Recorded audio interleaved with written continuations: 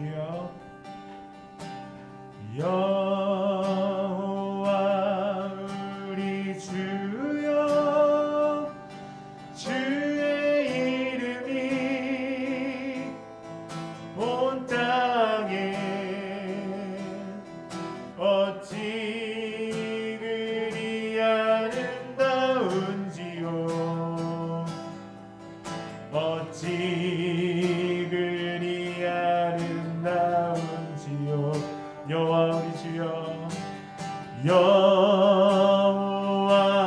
우리 주여, 주의 이름이 온 땅에 어찌 그리 아름다운지요. 어찌 그리 아름다운지요. 주의 손가락으로 지으신, 주의 손가락으로 지으신 주의 하늘과 주가 베풀어 두신 달과 별, 내가 보니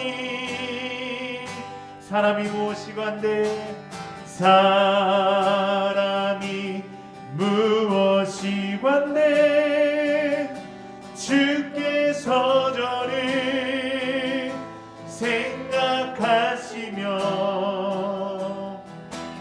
인자가 무엇이건대, 저를 권고하시나이까.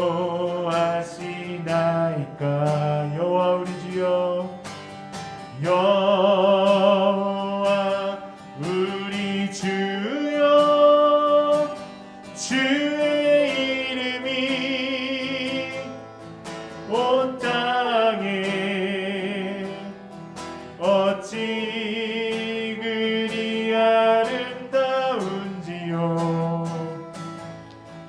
어찌 그리 아름다운지요. 주의 손가락으로 지으신, 주의 손가락으로 지으신 주의 하늘과 주가 베풀어 두신 달과 별, 내가 보니 사람이 무엇이건대, 사람이 무엇이건대, 주께서 저를 생각하시며 인자가 무엇이건대, 저를 권고하시나이까. 여호와 우리 주여, 여호와 우리 주여, 주의 이름이 온 땅에 어찌 그리 아름다운지요.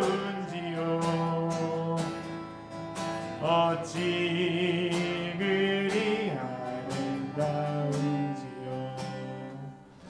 네, 우리 자회 성도님들과 인사하겠습니다. 참 잘 오셨습니다. 계속해서 우리 찬양하도록 하겠습니다.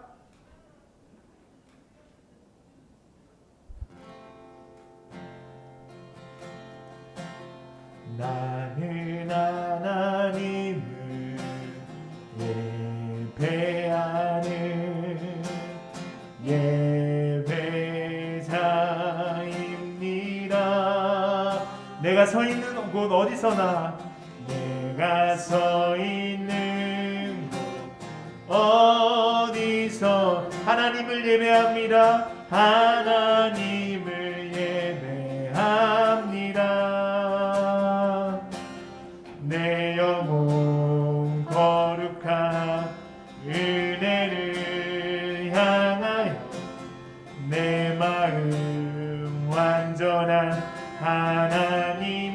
향하여 이곳에서 바로 이 시각 하나님을 예배합니다. 우리 한 번 더 찬양하겠습니다. 나는 하나님을 예배하는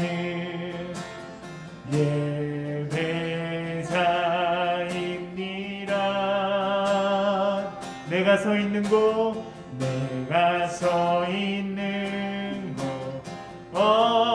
어디서나 하나님을 예배합니다. 내 영혼 거룩한 은혜를 향하여 내 마음 완전한 하나님 향하여 이곳에서 바로 이 시각 하나님을 예배합니다. 내 영혼 거룩한 은혜를 향하여 내 영혼 거룩한 은혜를 향하여 내 마음 완전한 하나님 향하여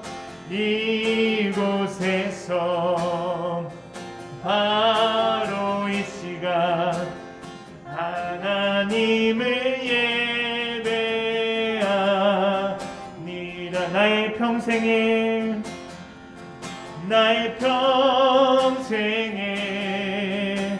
단 한 가지 소원 주의 아름다우심 보며 사랑 노래하는 것 나의 왕 되신 주님의 얼굴 구하며 그 사랑 안에 머물러 사랑 노래합니다. 나의 평생에 단 한 가지 소원 나의 평생에 단 한 가지 소원 주의 아름다우심 보며 사랑 노래하는 것 나의 왕 되신 주님의 얼굴 구하며 그 사랑 안에 머물러 사랑 노래합니다. 네, 우리 예배를 위해서 함께 기도하도록 하겠습니다.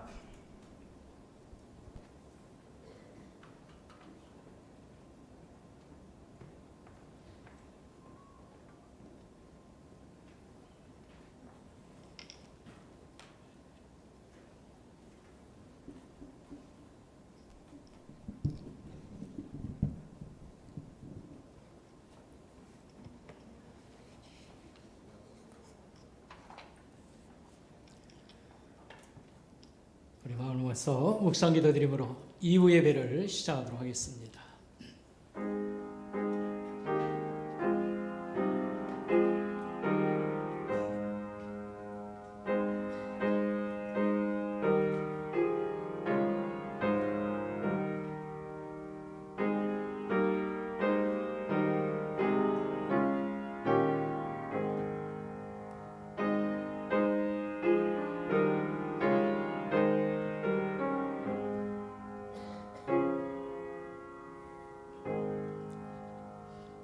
여호와는 나의 목자시니 내게 부족함이 없으리로다.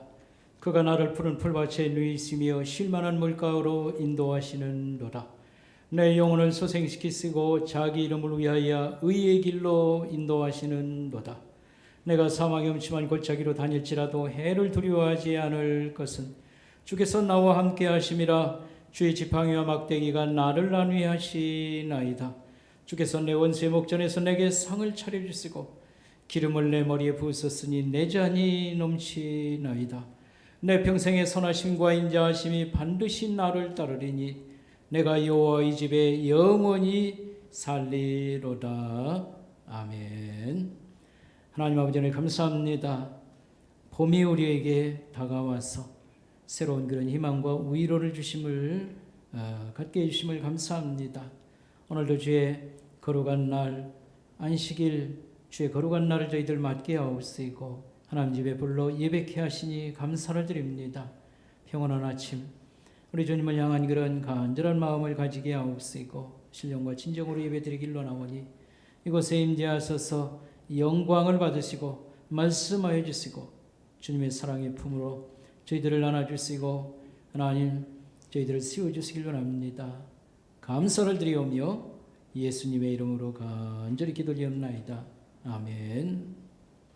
우리 다같이 자리에서 일어나셔서 23장 찬송 부르겠습니다.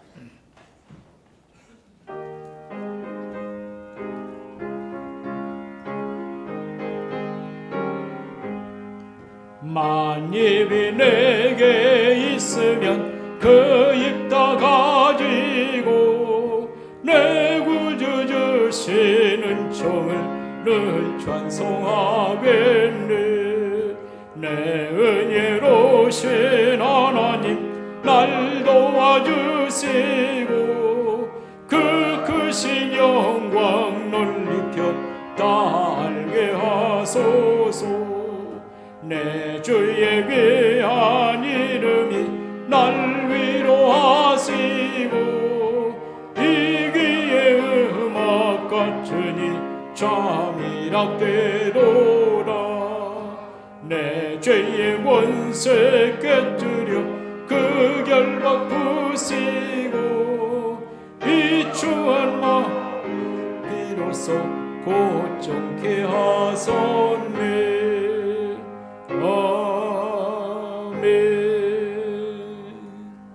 우리 서신 채로 머리 숙여서 참여하는 마음으로 하나님께 기도드리겠습니다. 하나님 아버지 은혜를 감사합니다. 이 아침도 저희들 주의 보좌 앞에 가까이 나오게 하옵시고 우리가 이 시간도 예배를 드릴 때에 우리 자신을 먼저 돌아보며 회개케 하심을 감사를 드립니다. 우리의 불신앙적인 것 우리가 연약해서 지은 실수와 또 죄악들이 있사오니 하나님 이 아침도 긍휼을 베푸시고 또 불쌍히 여겨 주시옵소서. 우리는 거짓말을 쉽게 하는 버릇이 아직도 남아 있습니다. 불리한 상황에서 둘러대는 거짓말들이 싸웠고 또 자신을 좋게 보이려고 또 깊은 생각 없이 하는 사소한 거짓말도 익숙하며 심지어는 약속하고도 잡아떼는 그런 거짓말의 생활 습관이 있습니다. 예수께서 거짓말의 원조가 사탄 마귀라고 하셨음에 또 부끄러움과 두려움을 갖습니다. 허물과 죄악을 용서해 주시고 하나님 고쳐 살 수 있도록 힘을 주시기를 원합니다. 하나님 말씀을 가볍게 여기고 따르지 않은 불순종의 잘못이 있습니다. 특별히 용서하지 못하고 사는 허물을 하나님 불쌍히시고 또 용서하여 주시옵소서. 고쳐 살 수 있도록 힘을 주시옵소서. 이 시간 하나님과 나만이 하는 은밀한 죄악을 고백하오며 참여하는 기도를 계속하옵나이다.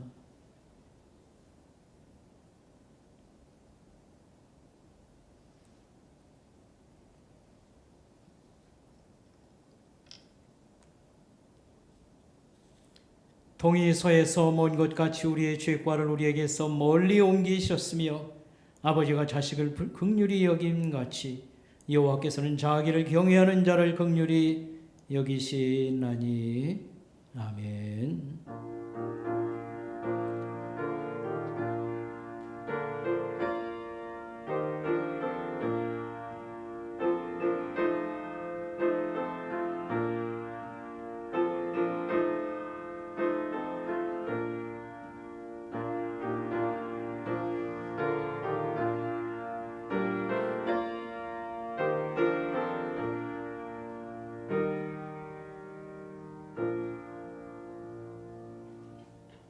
자리에 앉아주시길 바랍니다. 성시를 교독하겠습니다. 찬송가 뒤에 교독문 127번 말씀입니다. 127번 말씀.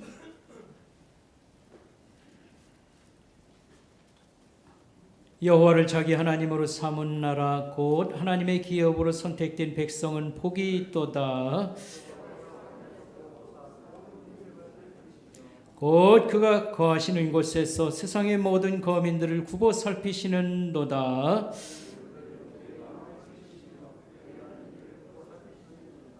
많은 군대로 구원 얻은 왕이 없으며 용사가 힘이 세어도 스스로 구원하지 못하는도다. 우리 마음이 그를 즐거워하며 우리가 그의 성호를 의지하였기 때문이로다. 아멘. 우리 찬송 부르겠습니다. 73장 부르겠습니다.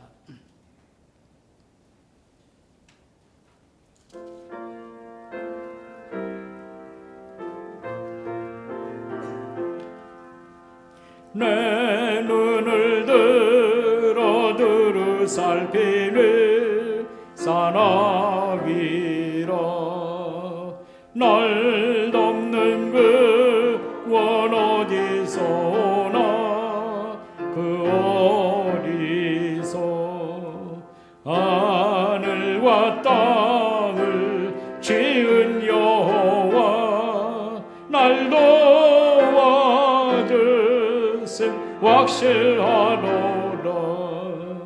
주께서 나 예가는 곳마다 지키시며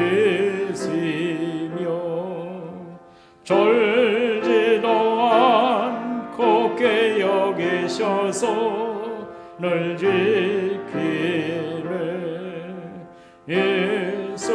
이스라엘을 지키시느니 쉬지도 않고 살펴주시네. 여호와 나의 보호자시네. 늘 지키며 오른팔 들어 보호하시고 그늘 외는 낮에는 내가 상치 못하며 또 밤에 달이 애치 못하네. 여호와 나의 영혼 지키사 돌보시며 내 모든 죄를 사해 주시고 늘 지키네. 이제로부터 영원 무궁히 주 나의 주님 지켜주시리. 아멘.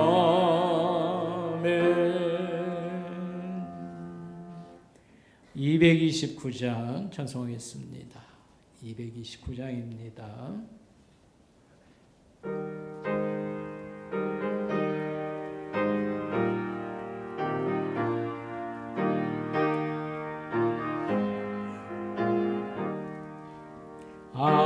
아무도 없고 거룩하세 주 하나님의 인양이 죽임을 당했네. 이는 나를 위하여 십자가 위에서 못 박혀서 꿰뚫이신 주님의 몸일세. 이는 나를 위하여 형벌을 받으사 주가 죄인 대신 흘리 주의 보혈일세. 이는 누가 지금 나에게 주시는 영생하는 양식이요 마시 일세 심히 사모한 떠나셨던 주님 속해 세상 다시 올 때 한가히 뵙겠네. 우리 그때까지 십자가를 지고 주의 자비함과 은혜 널리 전파하네.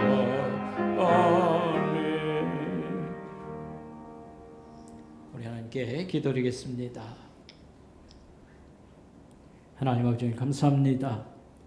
긴 겨울을 이렇게 또 이렇게 잘 보내게 하옵시고 어려움 중에도 저희들을 보호해 주셔서 하나님 또 평안함을 맛보며 새 봄을 맞게 해주신 것을 감사합니다. 무엇보다도 이렇게 특별 새벽 기도회를 통해서 주님을 가까이 하게 하옵시고 영적 생활에 여러 가지 새싹이 돋고 하나님 가슴에 불을 붙여주심을 감사를 드립니다.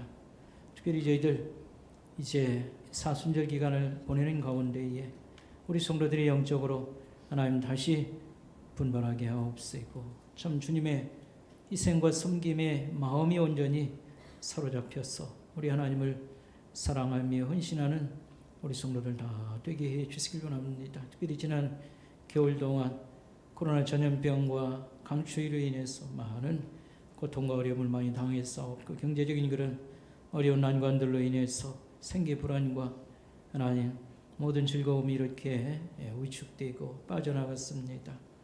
새봄과 함께 하나님 참 영혼과 육신의 새로운 그런 거룩한 힘과 또 은총이 저희들에게 충만되어서 하나님 새싹이 막 올라오고 꽃이 피매 저희들 말할 수 없이 감격을 이렇게 정서상 가짐같이 우리 영적인 모든 속사람으로부터 의에 대한 바로 살고자 하는 그런 하나님 백성으로서의 하나님 정체성과 모든 아름다움이 올라오게 해줄 수 있고 사모하게 하옵시고 다짐하며 하나님 살아가게 해주시길 원하옵나이다. 무엇보다도 새봄의 생명이 약동함같이 부활 생명 특별히 예수 그리스도로 말미암아 하나님 죽음을 뛰어넘고 또 영원한 그런 생명의 그런 확신과 복이 우리 성도들에게 다 넘치게 해주시고 그저 하나님 전염병이 되었든 뭐가 됐든지 죽음의 공포로부터 저희들이 자유하며 하나님 강하고 담대한 그런 마음으로 열심히 살아가는 주의 성도들 다 되게 해주시고 어찌하시든지 하나님 꽃보다 더 아름다운 것이 우리 인생이요 또 우리 속에 나타나는 사랑이요 섬김이요 아름다운 모습인 줄 압니다. 예수 그리스도의 사랑이 특별히 고난주간 부활주일 이런 참 위대한 시간들을 통과하면서 우리 속에 하나님이여 참 장대비같이 공급되어서 아버지 하나님 그 거룩한 힘으로 우리가 이 고통당하는 사람들에게 본이 되고 위로가 되고 도움이 되는 그런 사람들 되게 해주시기를 간절히 원하고 바라옵나이다. 여러 가지 하나님 힘든 상황들을 다 조금씩 이렇게 저렇게 지나면서 지쳐있고 또 이렇게 힘들어하는 우리 사랑하는 성도들 주님이 마음의 큰 위로와 삶의 여러 조건들에 또 변화를 주셔서 기쁜 일이 이렇게 저렇게 하나님 올라오게 하옵시고 그런 것들을 허락해 주셔서 저희들이 감사하며 찬송 부르며 살 수 있도록 돌보아 주시기 원합니다. 그간의 여러 가지 약해진 우리 하나님 교회의 모든 부서들과 또 우리 자녀들 특별히 신앙교육하는 면에 여러 어려움들을 맞았습니다.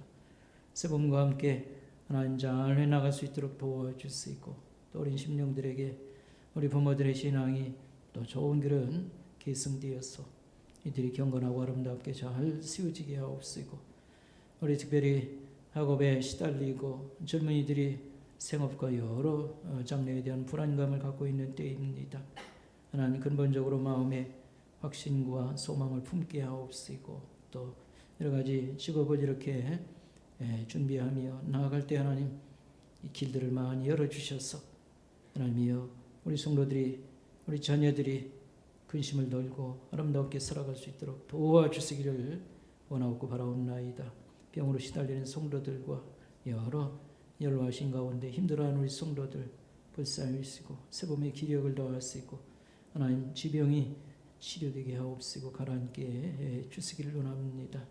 무엇보다 우리 성도들, 우리 젊은 성도들이 은혜를 크게 받게 해주셔서 아버지 하나님 주님 섬기는데 또 가정을 이렇게 잘 세워나가는데 힘을 얻게 하옵시고 모범이 되게 해 주시기만을 원합니다. 이 시간도 말씀을 들려주시고 우리가 여러 아름다운 섬김으로 주님을 높이고 영광을 올리려고 드리기를 원합니다. 이것에 좌정하시고 말씀하시고 각 사람들 믿음으로 하나님 충만함이 기쁨이 충만한 경건한 자들로 다 하나님 삼아주시고 돌보아 주시옵소서.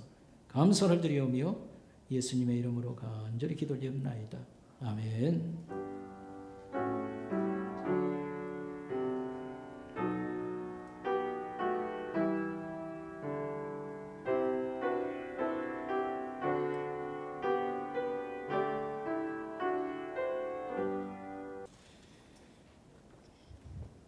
그 인쇄물을 오늘은 좀 많이 활용하겠습니다. 앞에 이렇게 놓으시고 일단 저를 보시길 바라겠습니다.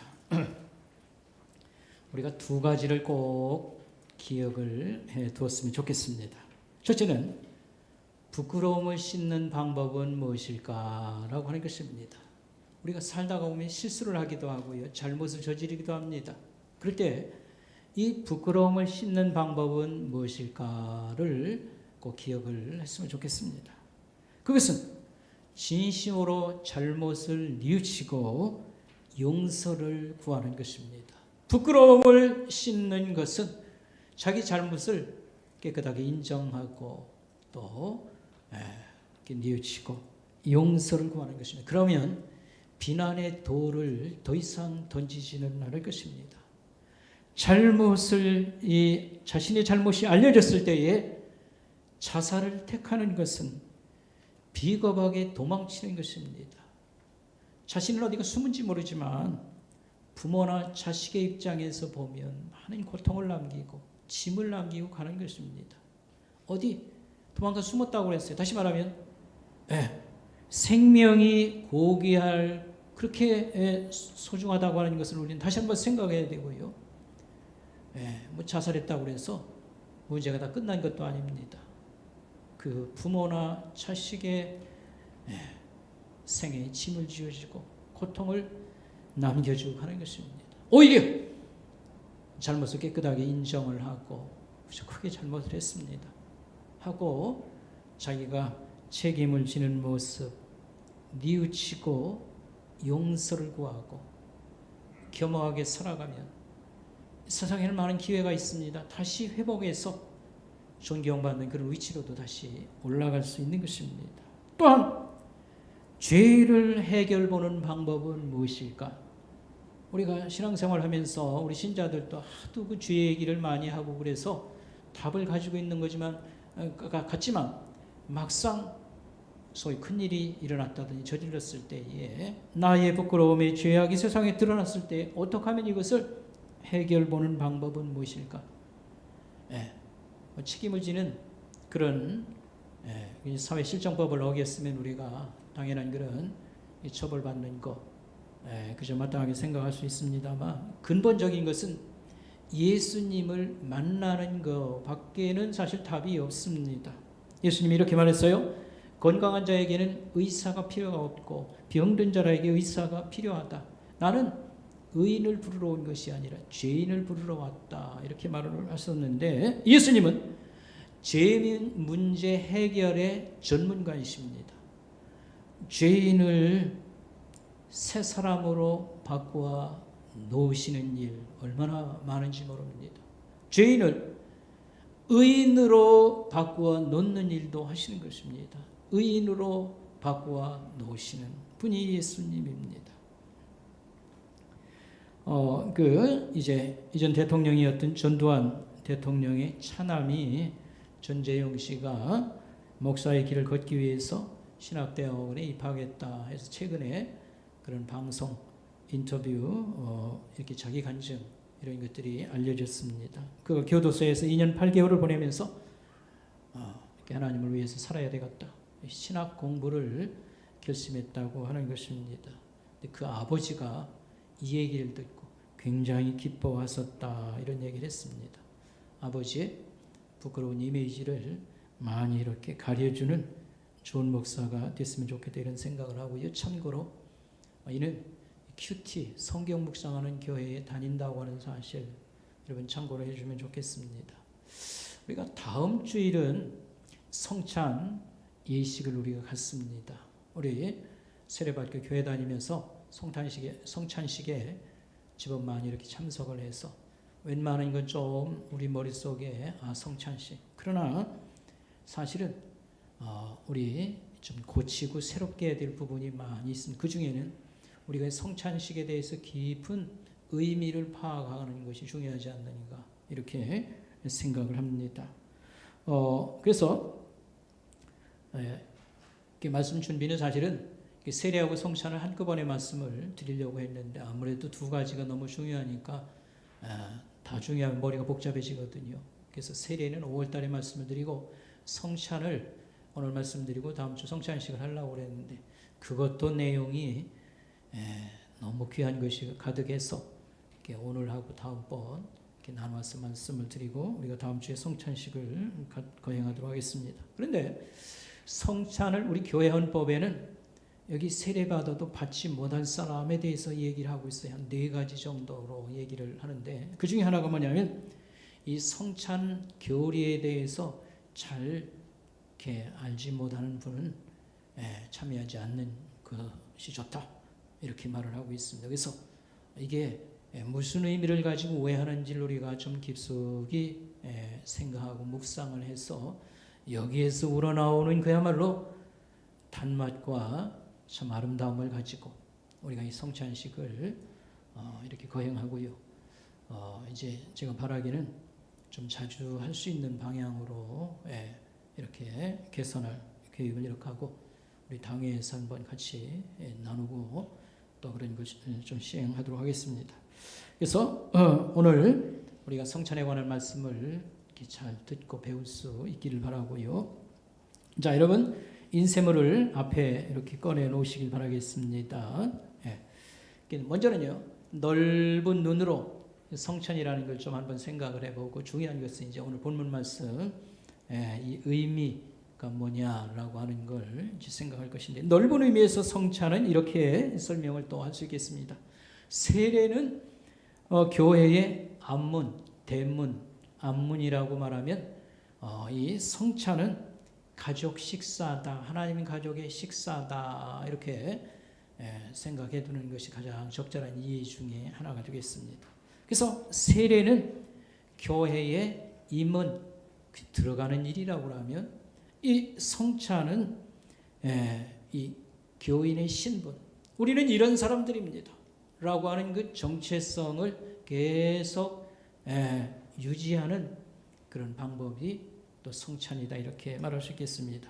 그 부르는 호칭이 교단마다 여러 가지로 이제 다른 것을 볼 수 있는데요. 한 3가지를 거기다 써놨어요.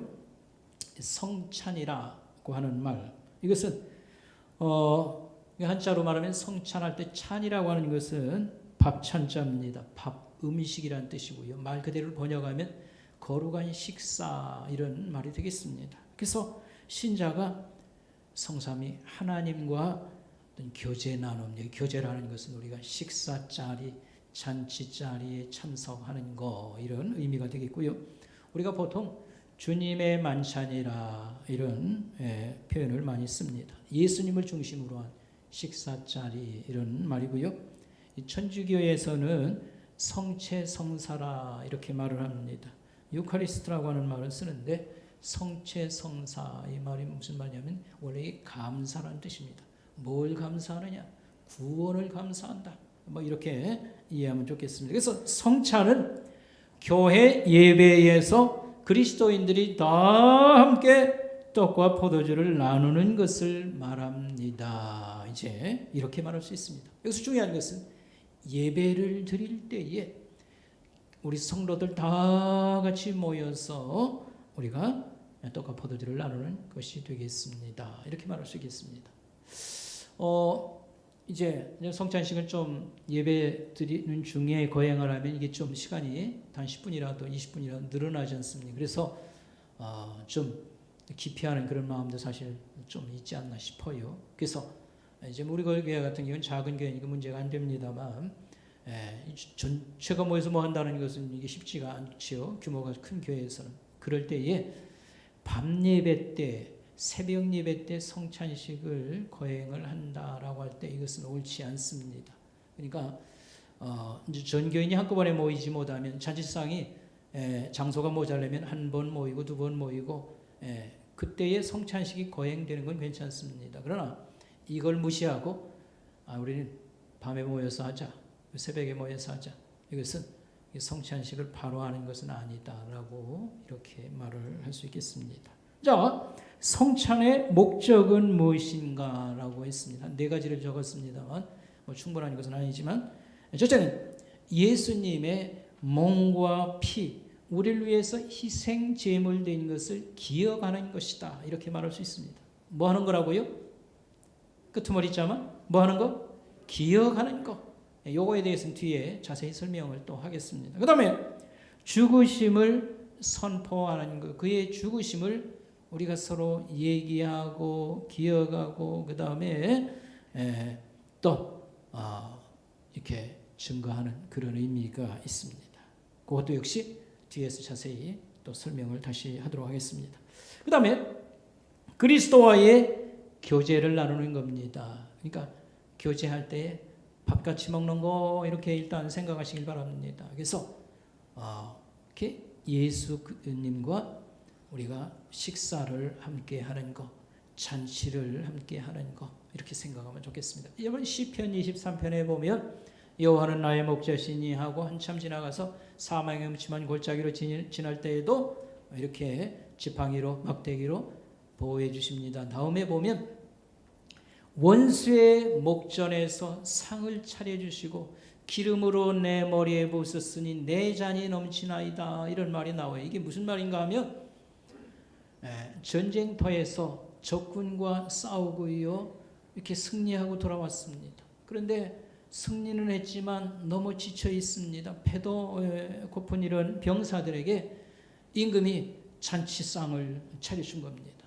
적군이 본다, 뭐 이런 개념으로 설명을 하면서 상을 차려놓고 그 다음에 기름으로 내 머리에 부으시고 잔을 채워주십니다. 그러니까 이것은 잘 먹이고 대접하는 그런 장면을 지금 얘기하는 것입니다. 하나님께서 양된 그런 양들을 목동이 좋은 풀밭으로 인도해서 잘 먹이고 돌보는 이런 걸 생각할 수 있겠고, 예수 믿는 우리가 여러 인생의 배고픔과 고통 속에 지낼 때에 우리를 불러서 먹이고 쉬게 하고 대접하고 하는 이런 잔치자리, 이게 시편에 묘사하고 있는 그런 장면입니다. 그래서 예수 그리스도와 우리가 밥을 먹고 그 다음에 잔치에 참여하는 그런 의미가 있도다, 이런 말씀이 세 번째고요. 그 다음에 네 번째로는요, 신자는 하나님의 공동체, 교회에 속해서 우리는 예수님 빼면 아무 의미가 없는 사람입니다. 예수님을 의존하는 그런 사람들입니다. 이런 어떤 교회의 성격, 이런 걸 얘기한다고 말할 수 있겠습니다. 자, 그러나 이 성찬의 의미가 대단히 중요하지만 신약 성경을 잘 읽어보면 이게 교회 생활의 중심은 아니다, 이렇게 말을 합니다. 교회 생활에서 제일 높은 산봉우리 같은 것은 아니다, 그렇게 말하고요. 그 다음에 오해를 하지 말라, 이 말이죠. 성찬이 굉장히 의미있고 중요한 것이지만 구원의 필수 조건은 아니다. 구원받을 때 성찬이 있어야 된다, 그건 아니라고 하는 말입니다. 천주교에는 그런 걸 얘기를 합니다. 그러나 성경 어디를 읽어봐도 성찬이 구원받는데 조건이 될 수 있는 것 마냥은 성경은 얘기하지 않습니다. 그래서 바울 사도가 교회 목회자들에게 보내는 편지, 목회서신이라고 하는 게 디모데 전서, 후서, 디도서인데, 여기에는 교회 생활에 대해서 직분 세우고 여러 가지 가르치고 봉사하고 얘기 많이 하는데 이 성찬에 대한 얘기는 하나도 없어요. 이걸 우리가 참고할 필요가 있고 신학자 가운데 이 에르스트 케반이라고 하는 사람은 성찬은 은혜의 특별한 수단이나 하나님이 우리를 사랑하고 모든 것을 제공하는 수단 중에 하나이지만 특별 은총의 수단은 아니다. 이게 무슨 말이냐면 이거 없으면 구원 없다. 이런 건 아니라 이런 말씀이 되겠습니다. 자, 오늘 성경 말씀을 우리가 이제 생각할 것인데요. 이 성찬의 그러면 의미를 우리가 바로 알고 우리 삶에 그대로 이제 적용해야 될 것인데, 첫째가 뭐냐면 우리 죄를 사하는 방법을 제시한 것이 성찬이다, 성찬식이다라고 하는 말씀이게 됐습니다.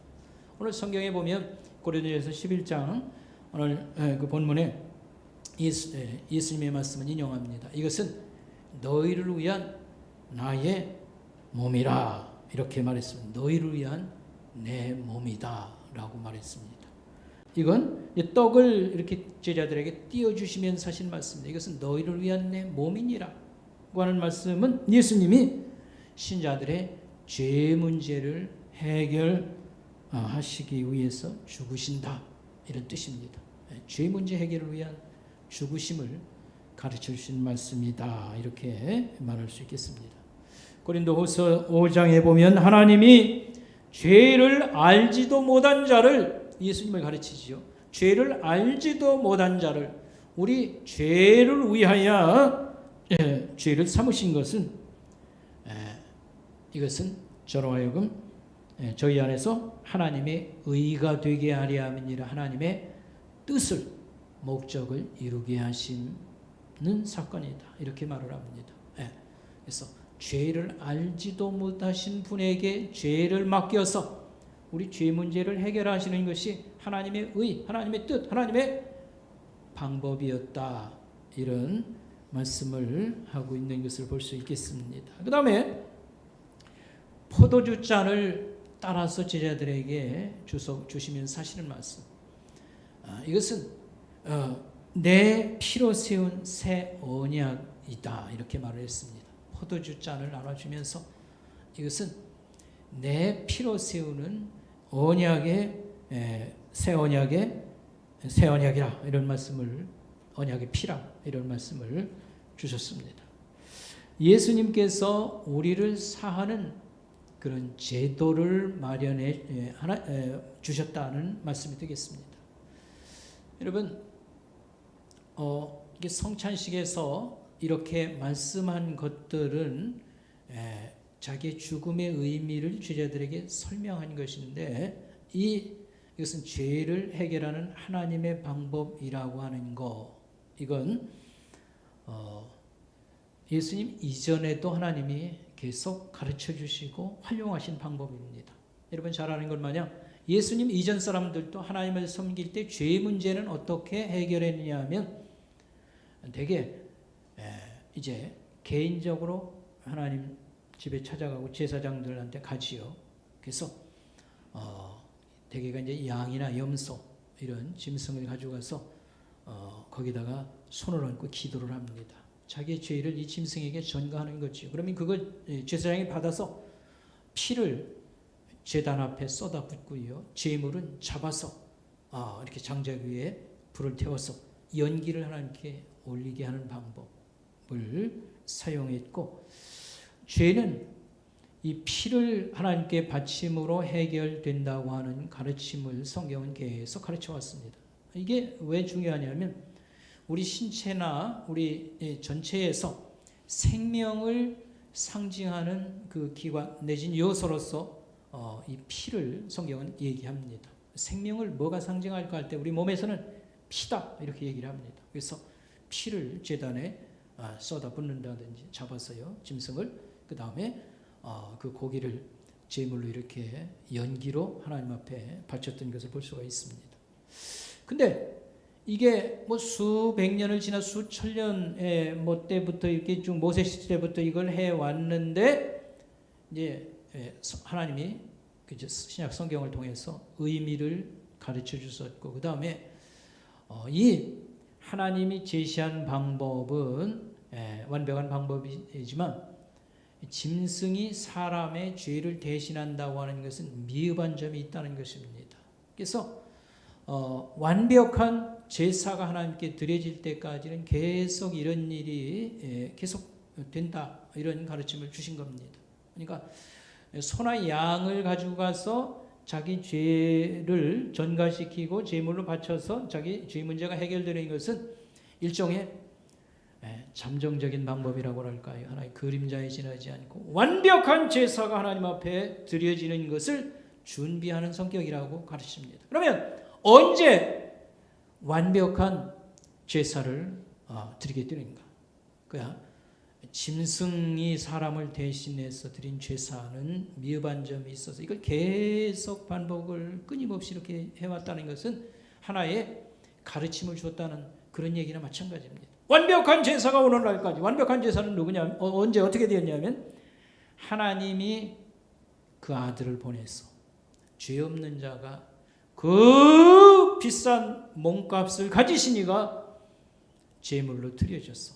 모든 인생의 죄를 대신하고 해결해 준다. 예수님의 몸값은 하나님 자신과 같은 것입니다. 그래서 하나님의 죽음이라고 표현해도 틀림이 없습니다. 죄 없으신 위대한 이분이 제물로 바쳐져서 우리 내 죄든 내 죄든 우리 문제를 완전히 값을 치르고 그 다음에 해결해 주신 하나님의 정의를 통해서 우리의 구원 문제가 이렇게 풀어진다. 이게 이제 성경의 가르침이 되는 것입니다. 그래서 예수님이 치유의 만찬 식사 자리에서 이 떡을 띄워주시고 그 다음에 이 포도주잔을 나눠주면서 이것은 내 몸이라 내 피라 이런 말씀을 하신 것은 매우 중요한 것입니다. 이것은 하나님이 내놓으신 그런 방법이므로 이것은 진실되고 이것은 완벽한 것입니다. 다른 대안이라는 게 없다라고 하는 말씀을 드릴 수가 있겠습니다. 자, 그래서요 우리 성찬은 예수님의 우리 죄 용서함의 어떤 방법을 우리에게 제시해 주신 그런 것이라 이렇게 말할 수 있고, 두 번째로는요, 그러므로 이 하나님이 하신 일을 우리가 받아들여야 됩니다. 믿어서 내 것으로 삼아야 되겠습니다. 그래서 예수님은 여기 본문 말고도요, 예를 들면 요한복음 6장 같은 데 보면 이런 말씀을 합니다. 내 살을 먹고 내 피를 마시지 아니하면 그에게는 생명이 없느니라. 또는 여기 성경에 써놨습니다. 요한복음 5장 56절. 내 살을 먹고 내 피를 마시지 않는 자는 내 안에 마시는 자는 내 안에 거하고 나도 그 안에 거하느니라는 말씀을 주셨습니다. 이 말은 내 살과 내 피를 마시는 자는 내 안에 거하고 그 안에 내가 거한다는 말은 음식을 먹으면 소화가 되어서 그야말로 피가 되고 살이 되어서 일체가 되지 않습니까? 그 얘기를 의미하는 것과 마찬가지입니다. 여기서 살을 먹고 피를 마신다고 하는 것은 현대인의 우리의 입장에서는 끔찍한 겁니다. 아니 어떻게 살을 먹고 피를 마시냐? 왜 그런 얘기를 하셨을까? 이건 사실은 비유의 말씀이죠. 여기서 먹으라는 말은 믿으라. 그 희생의 어떤 효력을 받아들이고 믿으라. 이제 그런 말씀인데 처음 이 말씀을 듣던 사람들에겐 아무런 혐오감이나 이런 게 없었어요. 왜 그러냐면요. 우리들 현대인 우리의 입장에서는 이게 오해를 불러일으킵니다. 우리가 예수를 잡아먹어 피를 마시고 살을 먹고 이런 식으로 우리가 문자적으로 받아들이면 매우 오해가 심합니다. 실제적으로 이제 로마 제국이 기독교 처음 시대에 그들을 예수 믿는 사람들 그러니까 예배드린 장면을 이제 정탐을 하는 거예요. 저 사람 뭐 하는 것인가? 이제 새벽에 모이고 또 저녁에도 모이고 그들이 이렇게 집회를 하는 데 가보니까 이 성찬식을 거행하는 거예요. 그러면서 예수의 살을 먹고 피를 마시고 이걸 그대로 가서 보고를 하니까 저놈들 괴상한 놈들이다. 어떻게 사람을 잡아먹는다고 그러냐. 이것은 비윤리적이다. 그래가지고 이걸 피팍할 때에 어떤 조건을 몇 가지 거는데 그 중에 하나가 바로 피를 마시고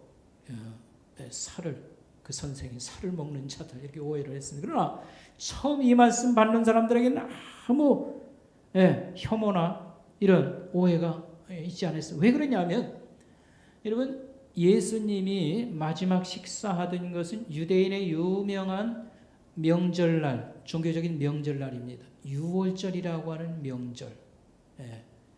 그래서 누가복음 22장 7절 8절 뭐 지금 성경을 안 찾겠습니다. 나 메모를 했습니다만 제가 다 찾아봤으니까요. 유월절 양 잡는 날 예수님이 제자들을 불렀습니다. 우리가 유월절 식사를 어디서 할까? 이렇게 장소를 이렇게 묻는 제자들에게 장소 얘기를 해주십니다. 그리고 그날 이제 유월절 이 식사 자리가 마련된 거기서 예수님이 이 성찬을 베푸르신 거다 이렇게 이제 보면 좋겠습니다. 거기 유월절 식사를 할 때에는 양을 잡아서 양고기를 구워 가지고 그들이 먹는 자리입니다. 그리고 또 떡을 이렇게 먹고 쓴 나물을 먹고 그럽니다. 그들이 고기를 뜯어 먹고 뭐 이렇게 하기 때문에 이건 내 살, 이것은 내 피 뭐 이렇게 비유를 말해도 아무 혐오를 갖지 않는 것입니다. 여기서 내 살을 먹고 내 피를 마신다고 하는 것은 예수님이 희생 제물로 죽으시는 것을 비유로 설명한 겁니다. 여기서 먹고 마신다, 예수를 먹고 마신다는 예수님의 희생 죽음을 우리가 믿는다, 먹는다는 말은 믿는다 이런 뜻으로 말씀한 것입니다. 예수님의 이 죄사함을 위한 이 죽음을 신자가 실제로 이걸 이해하고 받아들이고 음식물을 우리가 먹고서 완전히 소화해서 그 유익을 피가 되고 살이 되는 건 뭐냐? 우리가 이걸 믿고 진실로 받아들여야 된다라고 하는 것입니다. 그리고 이 속죄의 죽음,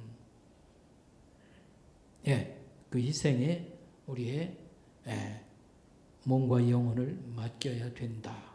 이런 말이 되겠습니다. 그래서 음식을 먹으면 이게 소화가 돼가지고 특별히 고기를 먹으면 또 힘이 나죠. 피가 되고 살이 되고 에너지를 우리에게 제공하는 것처럼 우리가 이 성찬을 통해서 예수님과 하나로 연합되어진다. 이렇게 말을 할 수 있겠습니다. 예수를 우리를 위해서 죽으신 예수님의 이 희생과 섬김을 믿고 받아들임으로 예수님이 우리 속에서 마치 살아 움직이시는 그런 효과를 우리가 누려야 된다. 그래서 죄를 용서해 주셨도다. 죽음이라는 문제를 우리가 이제는 두려워하지 않게 되었습니다. 여러분, 죽음은 뿌리가 죄거든요.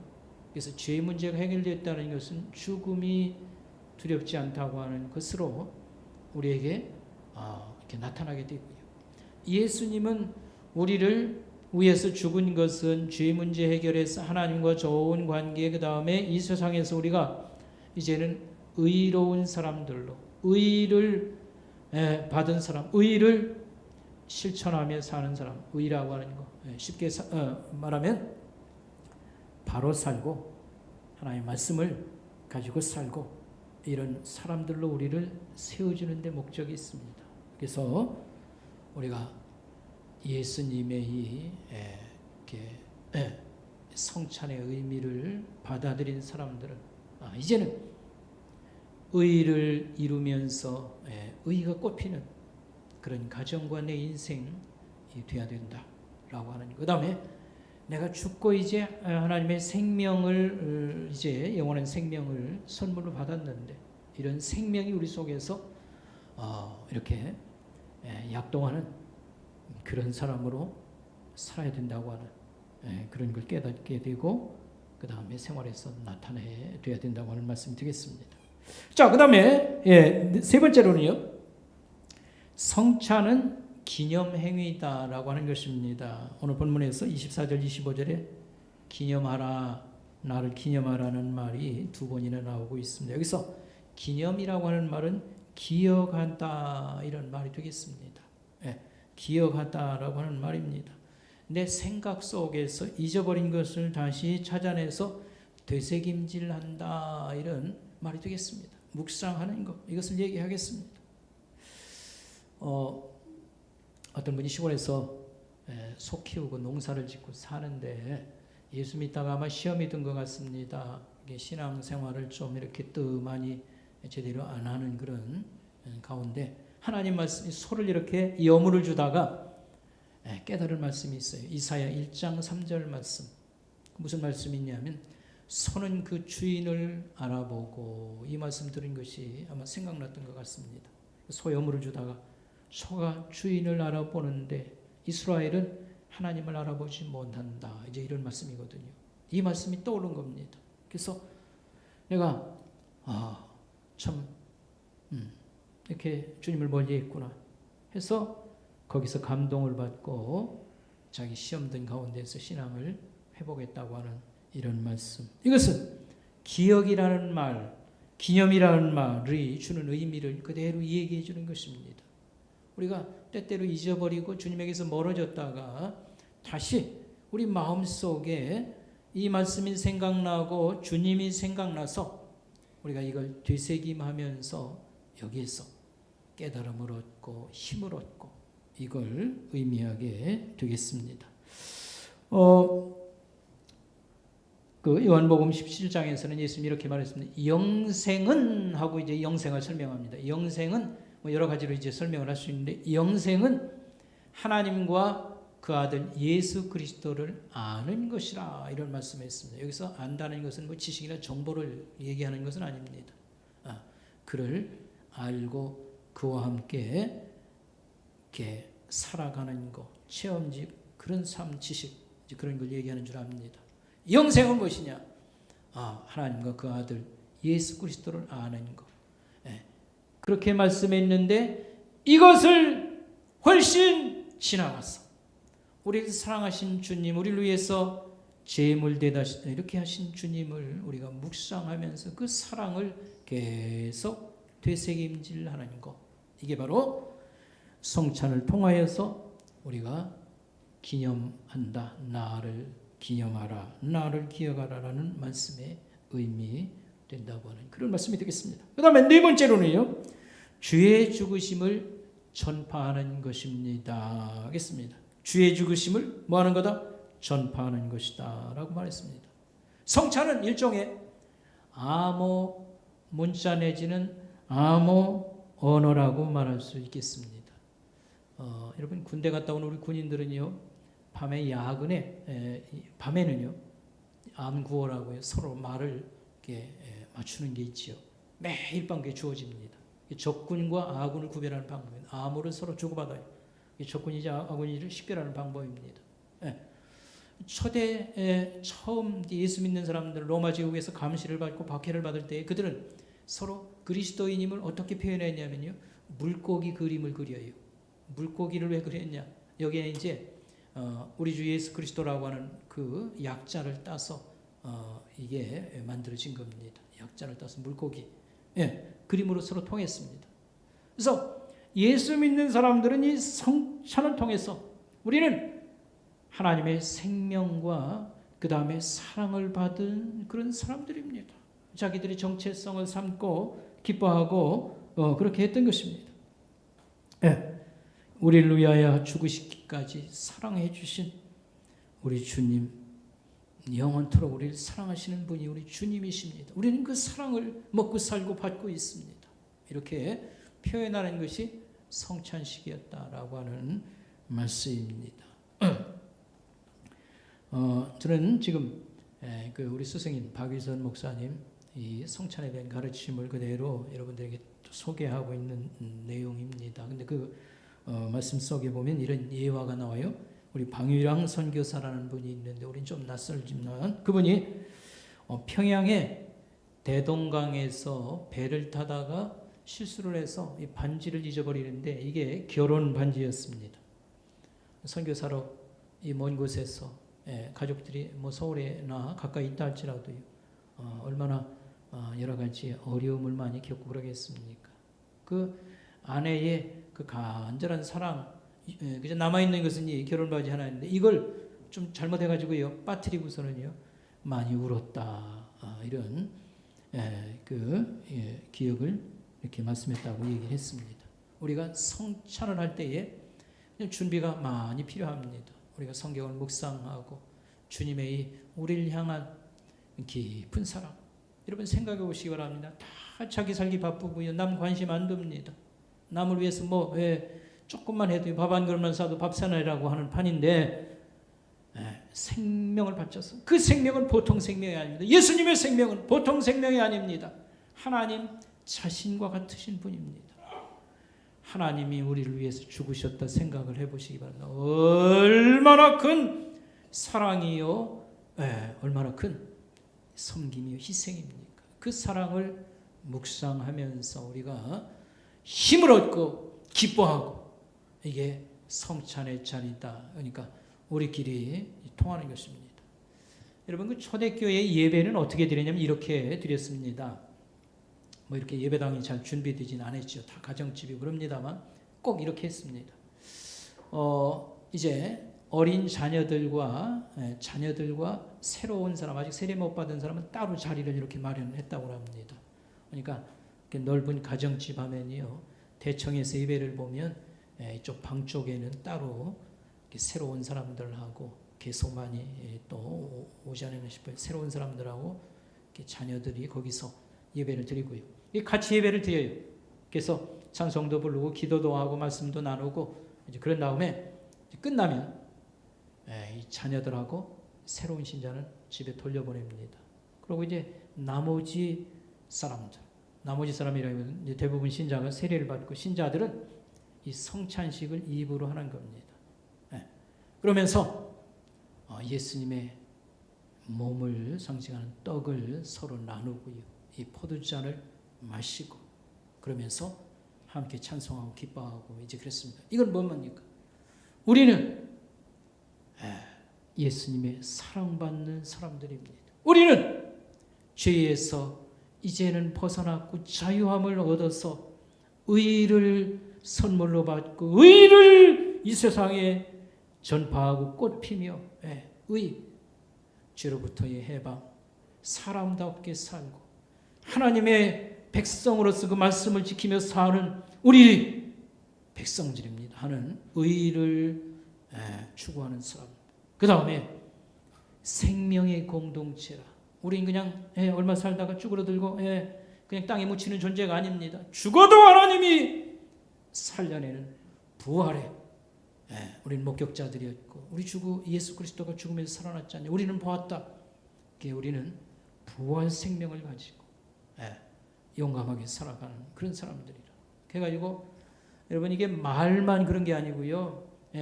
이제 그 옛날에 그 전염병이 로마 제국에서도 많이 돌고 그럽니다. 그럴 때에 무슨 대책이 뭐 특별히 있는 것도 아니겠습니다만 목숨을 내놓고 얼마나 사람, 시신을 다 도망치니까요. 뭐 의사 갈렌 같은 명의도요, 답을 주질 못해요. 그죠? 뭐 도망가 자기도 숨어버리는 겁니다. 그럴 때에 시신을 치우질 못해요. 근데 예수 믿는 교회 집사, 장로들 뭐 총동원되었어요. 이런 사람들을 돌보아주고, 그 다음에 장례를 치러주고, 그니 인정을 안 받을 수가 없습니다. 그 다음에 성적으로 문란하고 도덕적으로 막 엉망이 되어가는 세상에서 의의를 추구하며 사람답게 살고 정의와 뜻을 이렇게 추구하는 사람들. 그러니까 이게 알려지면서 그 시대에 예수 안 믿는 사람들은 바보요. 문화사적으로 제가 배경 지식도 많이 이렇게 책을 읽으면서 모아봤는데, 그 시대에 예수 안 믿는 사람들은 바보였습니다. 세상은 집이 무너지듯이요, 윤리도덕적으로 무너지고요, 사람 사는 것이 이루 말할 수가 없는 이제 이런 데서 생명 공동체, 하나님의 사랑을 우리가 계속 받고, 우리는 그냥 대충 살다가 죽고 끝나는 게 아니다. 부활신앙이 있고 의를 사모하고 추구하는 이 사람들, 그러니까 그들이 모여서 이 성찬식을 할 때마다 얼마나 자부심도 있고 우리는 이런 기쁨을 소유했던 것입니다. 그래서 성찬은 이런 자리다, 이런 걸 우리가 아는 것이 중요하겠습니다. 자, 여러분, 여기 세 번째 보면요, 성찬의 효과에 대해서 죄로 더불어 싸우는 데 힘을 줍니다 하겠습니다. 여러분, 죄가 됐든 환란이 됐든 뭐 그게 뭐가 됐든지 우리는 힘이 별로 없어요. 신앙이 굉장히 있는 것 같지만 있지 않습니까? 조금만 어려움 당하고 조금만 낯부끄러운 일 자기가 저질러 놓고 처리를 못 해가지고 중내산에 여러분 우리가 그렇게 되기 쉽습니다. 그런데 내가 혹시 죄를 지었어도 이걸 근본적으로 해결에 도움을 주시는 분은 우리 주님이시고 내가 어떤 그 고통과 대가를 좀 치른다 해도 우리 나를 완전히 새롭게 하고 바꿔주실 수 있는 그런 분, 그런 답을 가진 것을 생각할 때 우리가 이 죄를 이기는 데 도움이 되고요. 그 다음에 환난 중에 고생하고 우리가 고난당할 때 내 힘으로는 견뎌내기가 어렵습니다. 그러나 주님이 이런 십자가의 고난을 통해서 나를 살게 하셨고 영원한 생명을 가져오셨다.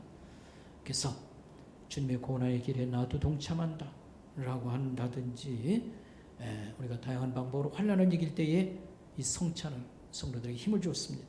그 다음에 사랑과 열심을 가지고 주님을 따르고 섬기는데 이 성찬은 그 마음에 불꽃을 다시 일으켜 주었고 신앙과 거룩한 결심을 하고 살아가는데 다시 이 신앙을 튼튼하게 하고 거룩한 삶을 추구하는데 힘을 주었고 양심의 평안, 죄 문제와 관계 있는 거지요. 그 다음에 영원한 영생의 소망을 가짐에 큰 힘을 받고 위로하며 살게 되는 것입니다.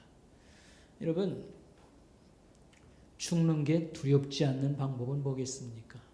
이 코로나 때문에 우리가 이렇게 전 국민이 어려움, 세계가 어려움을 당할 때 우리가 협조를 하고 이렇게 한 것은 나이 드신 분이 많이 죽을까 봐 이런 거 아니겠습니까? 죽음의 문제. 이제 부활주일에도 우리가 고난주간에도 우리가 말씀을 다시 생각하겠습니다.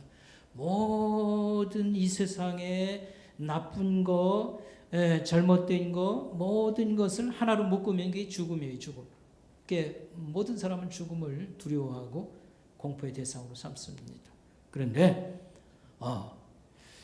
여러분, 죄가 없으면 죽음을 두려워할 필요가 없습니다. 죄가 없으면 죽음을 두려워할 필요가 없습니다. 죄의 뿌리는 그리고 그 죄를 다스리는 분은 하나님이신데 죄가 없으면 죽음도 사실은 두려워할 필요가 없습니다. 여러분, 죄 없으면 죽어 좋은 데 간다. 그거 믿지 않아도 있지 않습니까? 어느 사람들이라도 인정을 하는 겁니다. 그런데 여러분, 우리의 그저 살다가 저질러진 이런 문제덩어리를 우리 손으로 뭘 어떻게 하겠습니까? 그리고 죽음이라고 하는 이 끔찍한 장애물, 모든 것을 삼켜버리고 모든 것을 지옥에다 토해놓는 이 죽음, 하나님만이 손대서 해결해 주시는 것. 그런데 죽음에서 살아난 예수님을 목격했던 사람들 얼마나 놀랬고 얼마나 희망을 발견한 것이겠습니까? 바로 이 부활의 주님, 우리의 죄와 그 다음에 죽음의 문제를 해결해 주시는 분, 우리가 이 땅을 살아갈 때에 위대한 힘을 우리에게 가져오셨다, 이렇게 말씀을 드리겠습니다. 여기서 여러분 그 6월절 아까 얘기를 조금 말씀을 드렸습니다만 예수님이 그 성찬을 처음 제정할 때 그 식사 자리는 6월절 명절 그 식사 자리였습니다. 그래서 예수님의 마지막 식사는 성찬식을 잡수신 6월절 명절 식사 자리를 배경으로 이 성찬을 제정해 주셨다, 이렇게 말할 수 있습니다. 이제 교회를 좀 오래 다니고 성경을 배운 사람은 6월절이라는 게 뭔 절기인지를 알고 있습니다. 제가 다시 한번 간단히 감추리면 6월절 절기의 유래는 모세 시대에 이스라엘 백성들이 이집트에 노예로 붙잡혀서 살던 그런 가운데에 그들이 너무 고통스럽고 힘들어서 하나님께 우리를 좀 살려주세요, 이렇게 밤낮으로 부르짖으며 드디어 하나님이 손을 이렇게 봐주시지요. 그래서 지도자 모세를 그 땅에 보냈고 그 백성들을 이끌어내려는데 강대국 이집트의 왕이 쉽게 내줄 리가 없는 거죠. 그러니까 하나님께서 10가지 재앙으로 폭격하듯이 그 땅을 이렇게 심판을 하십니다. 근데 맨 마지막 심판에 바로 왕이 무조건 항복을 했어요. 왜 그러냐면 죽음의 재앙이 떨어졌기 때문에 그렇습니다. 그래서 이집트의 주민들을 다 하나님 몰살시킨 건 아니고요.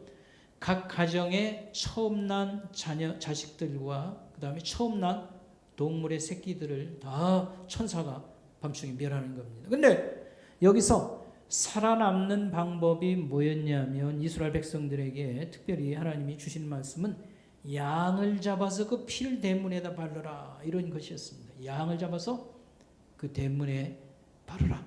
그리고 양 고기는 구워서 이렇게 먹고 그 다음에 내일 떠나갈 준비를 이렇게 할 것이라. 그리고 이제 빵을 만들려면 시간이 조금 걸리지 않습니까? 그러니까 그냥 밀가루로 딱딱한 빵, 그 이스트가 안 들어간, 그 누룩이 안 들어간 그런 빵을 만들고 쓴 나물을 준비해서 먹어라. 그렇게 했어요. 근데 하나님 말씀 그대로 이 죽음의 재앙이 떨어졌습니다. 그래가지고 바로 왕이 무조건 항복을 합니다. 그리고 이 사람들 다 풀어놓겠습니다. 이렇게 이제 응답을 보냈는데 왜 그랬냐면 자기 후계자인 이 왕자가 죽으니까요.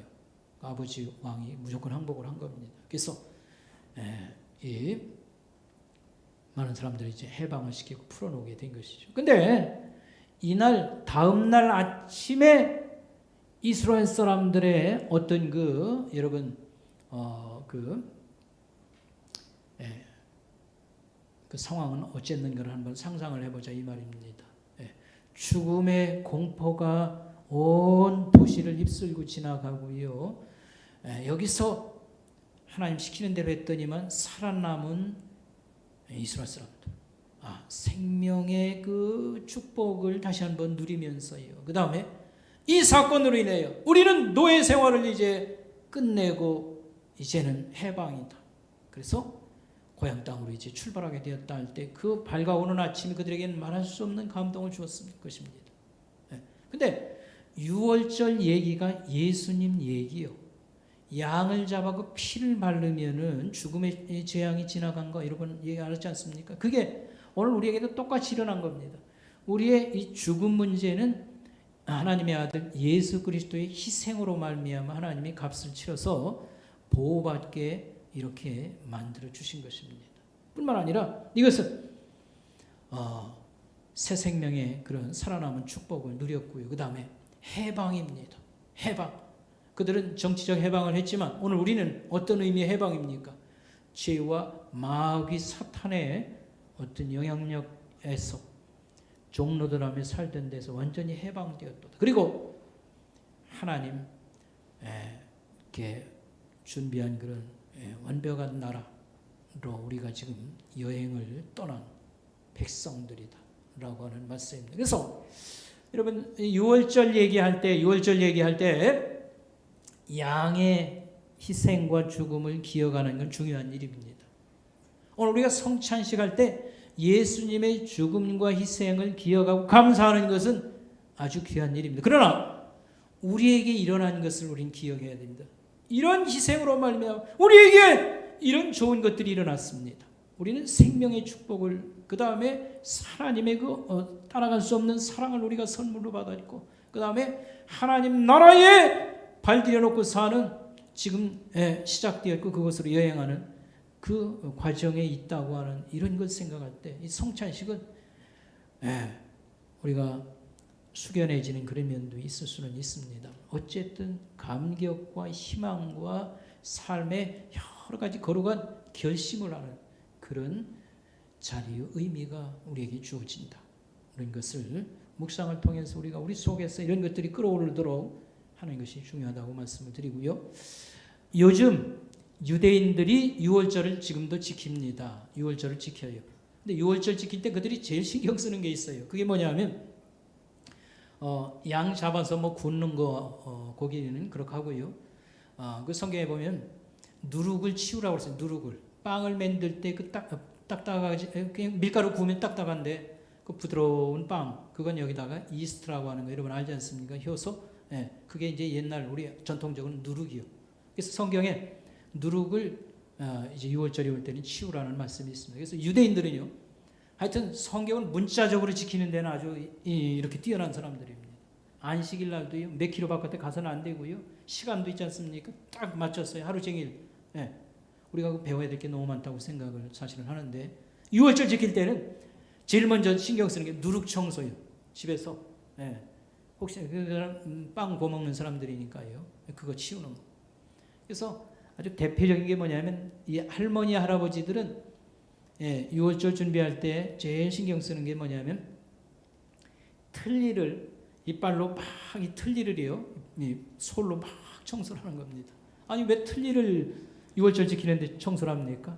대개 빵이 이게 부들부들한 빵을 먹지 딱딱한 빵을 평상시 안 먹거든요. 그러니까 이 찌끄러기가 남아있는 게 틀니에 묻어 있겠다고 생각한 거예요. 양치질뿐만 아니라 이 정도 신경을 많이 쓴다는 뜻입니다. 그래서 집집이 이 누룩을 치우는 거. 그래서 준비를 해야 돼요. 다른 준비는 뭐 얼마나 신경 쓰겠어요. 근데 여기서 성경에 누룩은 계속 죄를 상징한다, 죄를 상징한다. 이제 이런 걸 우리에게 지금까지 가르쳐 왔습니다. 그래서 말씀드리려고 하는 게 뭐냐면, 그 이스라엘 사람들, 유대인들은 성경을 문자적으로 지키면서 그 깊은 의미를 알지 못하면서도 그렇게 철저히 지킨다. 그러면 이 의미를 충분히 아는 것은 우리 예수 믿는 사람들. 왜냐하면 예수님이 오셔서 그런 걸 다 설명해 주었고, 신약 성경이 많이 설명을 해주기 때문에 이게 다 무슨 의미가 있는지 우리는 아는 사람들입니다. 그러면 오늘 성찬과 특별히 예수님의 고난과 그 다음에 십자가와 부활이 있는 이 주간을 우리가 지금 지나가고 있는데, 이 사순절 기간 우리는 어떻게 해야 될 것이냐. 여러분, 우리의 부끄러운 생활의 면들을 성경을 묵상해 가면서 정리를 좀 많이 해야 되겠습니다. 우리가 인간관계 속에서 미운 마음이 수시로 생길 수 있습니다. 고난주간 지나면서 이런 걸 다 회개하고 깨끗하게 정리하고, 그 다음에 하나님 이렇게 소중한 신앙생활인데 우리가 등한히 한 부분을 다시 이렇게 결심을 하고 또 하나님 앞에 신실하게 살아가야 되겠다고 하는 이런 것들을 준비하고, 그 다음에 정말 나도 힘들지만 고통당하는 사람들이 너무 많은데 그래도 이 생명을 얻고 하나님 사랑받는 우리가 그냥 똑같이 놀아서는 되겠는가. 그래서 사랑을 우리 가슴속에 이렇게 채워서 섬기는 생활을 해야 되겠다. 그게 일가 친척일 수도 있고 우리 부모님일 수도 있고요. 이런 거룩한 것들이 싹 나도록 하는 것이 우리가 사순절에 해야 될 일이라, 이렇게 말씀을 드리겠습니다. 기도하겠습니다. 하나님 아버지 은혜 감사합니다. 우리가 그렇죠, 우리의 삶을 가볍게 여기고 무시할 때가 많습니다. 그 중에 소중한 생명의 주인 우리 주 예수 그리스도 하나님 아버지를 또 소홀히 섬긴 것 적지 않게 많이 있습니다. 이 사순절 기간에 우리가 모든 묵상이 우리에게 있어서 주님을 소중히 여기고 불순종의 이런 요소들을 다 정리하는 시간도 되게 하옵시고, 미천한 저희들을 아름답게 세워주셔서 하나님 경건한 그런 믿음의 가정, 우리의 거룩한 주님의 참 영광이 있는 교회로 세워나가게 하옵시고, 우리의 삶이 하나님 앞에서 또 사람들 앞에서 아름다운 그런 인생으로 하나님 쌍나고 세워질 수 있도록 돌보아 주시옵소서. 감사를 드리오며 예수님의 이름으로 간절히 기도드리옵나이다. 아멘.